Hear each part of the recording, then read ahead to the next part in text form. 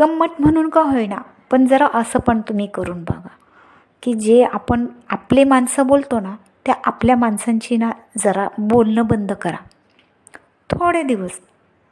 आणि मग त्याच्यातून आपले माणसं कोण आहे तुम्हाला ओळखता येईल. की जर खरंच तुमचे माणसं असतील, तुमचे काळजी करणारे जे पण असतील ना, ते तुम्हाला लगेच विचारायला येतील की का बोलत नाही, काय झालं, काय प्रॉब्लेम आहे, आमचं काही चुकलं का. हे जे तुम्हाला विचारायला येतील ना, ते तुमचे माणसं. आणि जे लोक तुम्हाला इग्नोर करतील आणि तुमच्या बोलण्याने, तुमच्या असण्याने नसण्या त्यांना काहीही फरक पडणार नाही ना, ती माणसं तुमची नाही हे तुम्हाला कळेल.